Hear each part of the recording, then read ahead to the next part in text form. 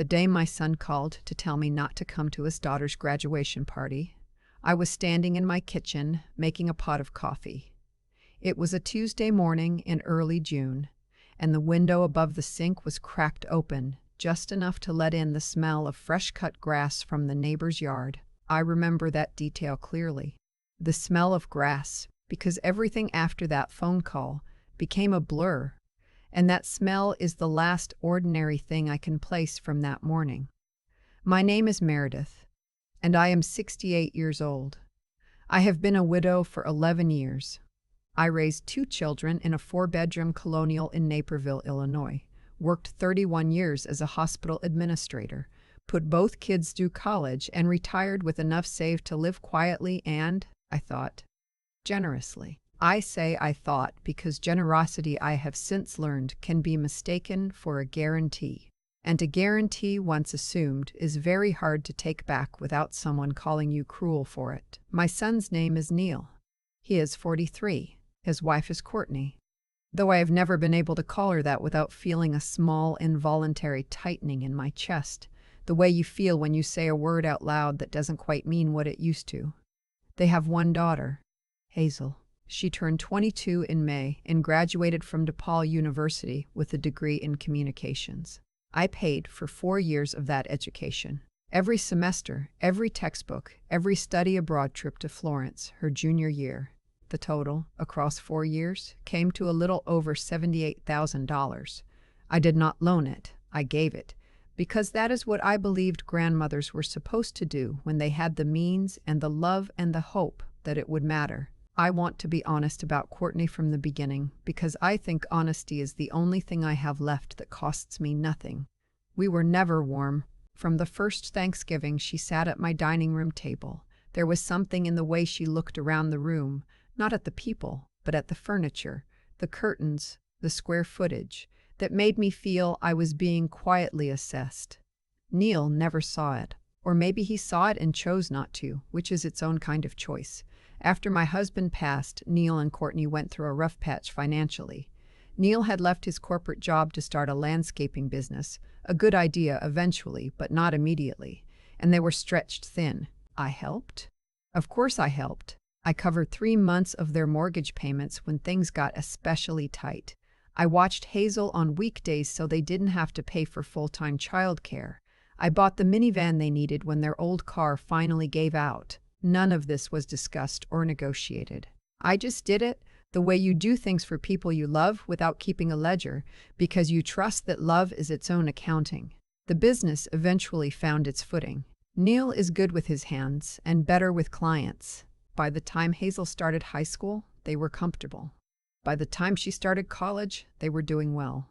And by the time she graduated, they were doing well enough that Courtney had redecorated their entire first floor, and Neil had bought himself a boat he docked at, a marina on the lake. I mention the boat not to be petty.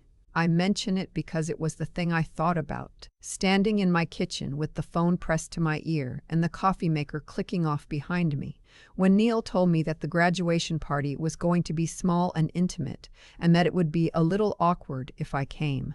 "What do you mean awkward?" I said. He paused. That pause told me everything. But I waited anyway because I needed to hear him say it out loud. "It's mostly Hazel's friends," he said. And Courtney sighed. "It's just, you know how it gets when there's a mix of people who don't really know each other?" "I know Hazel," I said. Another pause. "Mom, it's just a small thing. We're going to do a family dinner soon. You'll see her then." I stood very still. I could hear the coffee cooling in the pot behind me. I could smell the grass through the window. I said, "Okay, Neil," because I have spent 68 years learning when a conversation is actually over, even when words are still being exchanged. Then I hung up. I sat down at the kitchen table, and I did not cry. I want to be clear about that. There were no tears. What I felt was something quieter and more durable than sadness. Something closer to clarity, the kind you get when a fog you have been walking through for years finally burns off, and you can see exactly how far you have traveled in the wrong direction. I had paid for Hazel's education. I had funded her study abroad. I had shown up for every single birthday, every school play, every Sunday dinner when Courtney's cooking failed and she called last minute to ask if I could throw something together. I had been, to use a word I once would have been proud of, indispensable. And indispensable, I now understood, is just another way of saying invisible. You are only noticed when you stop. I called my attorney that afternoon. His name is Raymond, and I have worked with him since my husband and I updated our wills back in 2009. He is the kind of man who says very little and means all of it. I told him what had happened. He listened without interrupting, which is one of the things I have always paid him for. "What do you want to do?" he asked when I finished. "I want to review the education trust I set up for Hazel when she was born," I said, "and I want to revisit my general estate documents." All of it, I said. Here is what most people do not know about me, because I have never had reason to say it out loud before. When my husband died, he left me more than anyone in our family ever expected him to. We had been careful, both of us, across decades of two-income household living in a city where it's easy to spend everything you make. We had not. The house was paid off. The retirement accounts were full. There were investments his company had made on his behalf years ago that had quietly grown into something significant. I was not rich in the way that word usually means, but I was, by any reasonable measure, secure. And I had structured my estate in a way that assumed Neil and Hazel would be the primary beneficiaries of that security after I was gone. Raymond drew up the revisions I requested over the next 2 weeks. I changed the primary beneficiary of my estate from Neil to a charitable foundation focused on first-generation college students, something I felt, bitterly, was a more deserving recipient of my educational generosity. I did not remove Hazel entirely. She remained in the will, but in a reduced capacity, and with conditions attached that required her to maintain contact and relationship with me, something her father had apparently decided was optional.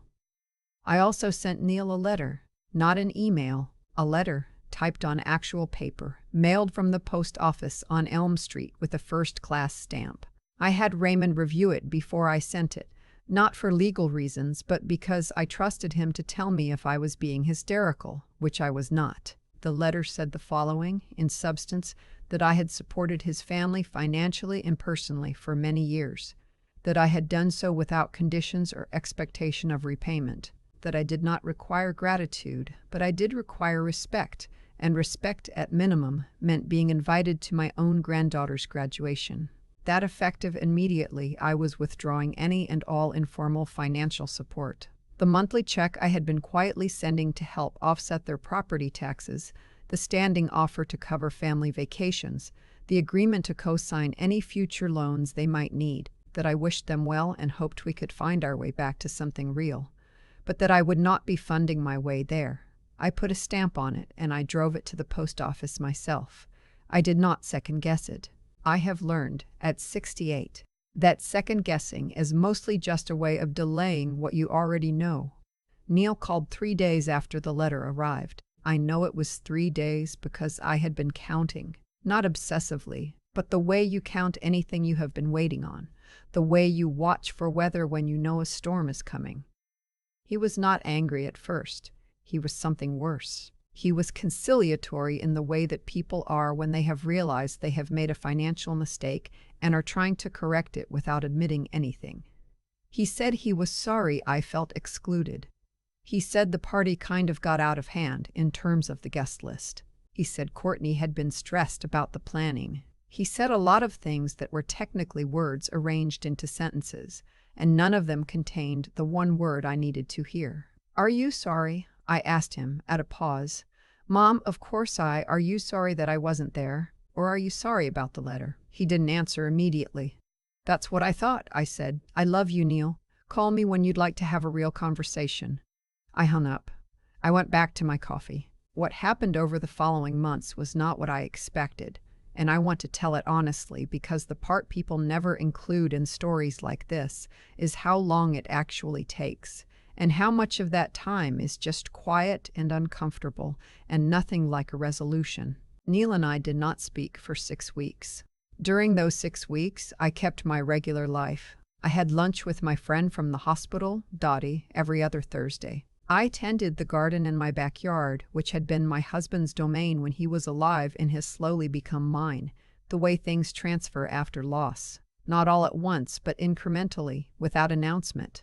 I read. I slept well, which surprised me. I had expected guilt to keep me up at night, but it didn't come.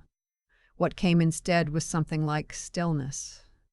Not peace, exactly, but the absence of the low-grade anxiety I had apparently been living with for years, the kind you stop noticing until it's gone.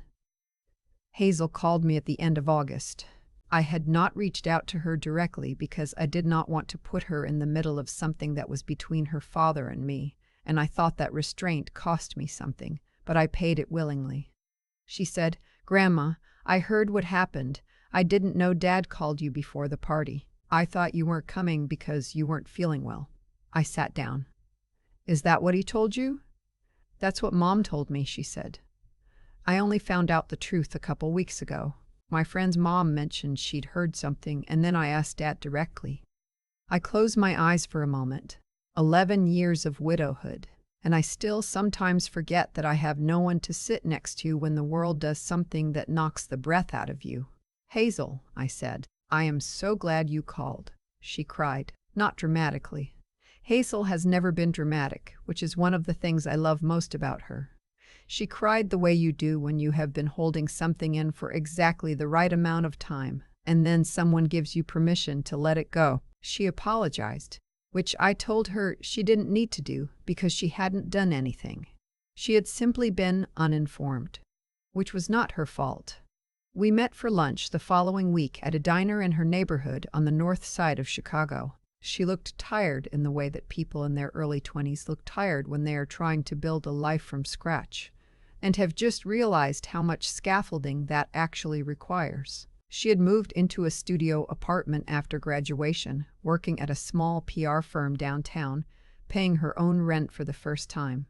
I looked at her across the table, and I felt, not triumph, not vindication, something more complicated. The love was still there, completely intact, the way it always is with grandchildren, as though it exists in a sealed chamber separate from everything else. But layered over it now was something new. The understanding that Hazel was going to have to carry the knowledge of what her father had done, and that there was nothing I could do to lighten that for her. We talked for 3 hours. I ordered pie twice. She told me about her job, her apartment, a boy she had been seeing who sounded careful and kind, which is all I ever hope for in whoever my people choose to love. I told her about the garden, about Dottie, about the trip to Sedona I was planning for October. I did not mention the will. That felt like something between Raymond and me for now. But I told her I wasn't going anywhere, and that whatever had happened between me and her father was between me and her father, and that she and I were something entirely separate. She reached across the table and squeezed my hand. Neil called in September. This time the conversation was different. He sounded tired. Not in the performing way, but genuinely tired, the way a person sounds when they have been having the same argument with themselves for long enough that they are done with it. "I handled it badly," he said. "I let Courtney make the call and I didn't push back, and that was wrong. You deserved to be there." I took a breath. "Why didn't you push back?" He was quiet for a moment. "Because it was easier not to," he said. "And I know that's a terrible reason. It is a terrible reason, but I have lived long enough to know that most of the damage done in families is done for terrible reasons. Not malice, not calculation, but the simple, cowardly preference for quiet. People choose ease over the right thing, and then are genuinely surprised when the right thing eventually presents a bill." I told Neil I appreciated him saying it. I told him I was not ready to pretend it hadn't happened. I told him that the financial arrangements I had referenced in my letter were not going to change simply because he had apologized, because the apology and the money were separate things, and conflating them would make us both feel worse. He said he understood. I believe he did. We are in the process now of figuring out what comes next. That is the most accurate way I can describe it. Neil and I have had dinner twice. It is tentative in the way that things are tentative when they have been broken and are being rebuilt carefully, with both parties unsure how much weight the repaired version can hold. Courtney has not called. I have not expected her to. Some things are not about reconciliation. They are simply about learning to exist in the same family without pretending the past is different than it was. My estate documents still reflect the changes I made. Raymond has them filed. I have not told Neil the full extent of what I revised, because I don't think that information would help anyone right now. What I will say is that I no longer structure my financial decisions around the assumption that love, on its own, is enough to ensure that I am treated with dignity. That may sound cold. I have had several people tell me, when I've described what happened in less detail to friends and family, that I should just let it go. That family is family, that I'll regret it. To those people I say, I do not regret it. I am 68 years old and I have been letting things go my entire life. Small slights, quiet dismissals, the accumulated weight of 1,000 moments where I made myself smaller so that someone else could feel larger. I am done making room in that particular way. There is other room I am glad to make. Room at my table, room in my schedule, room in my heart. But not that room. Not anymore. Last month I planted dahlias along the back fence. My husband always wanted dahlias back there. He said the color would be good in August when everything else was starting to look tired. I kept meaning to do it for 11 years and never did. This year I did. They came in just the way he said they would, big and saturated and almost absurdly beautiful against the weathered wood, orange and red, and one variety that was the exact color of the sunset on the evening we got married, 41 years ago in a church in Evanston that no longer exists. I stood at the kitchen window on a Wednesday morning in late August and looked at them for a long time. The coffee maker clicked off behind me. The window was cracked open, and the air that came through smelled of late summer, of dry grass and warm earth, and something about to change. I thought about Neil. I thought about Hazel having lunch with me, her hand over mine. I thought about all the things I had funded and all the things I had not, and I thought about the strange arithmetic of late life, where loss and love stop being opposites and start being simply the same story told from different angles. And then I poured my coffee and I went outside to look at my dahlias up close, because some things, after everything, are still just yours.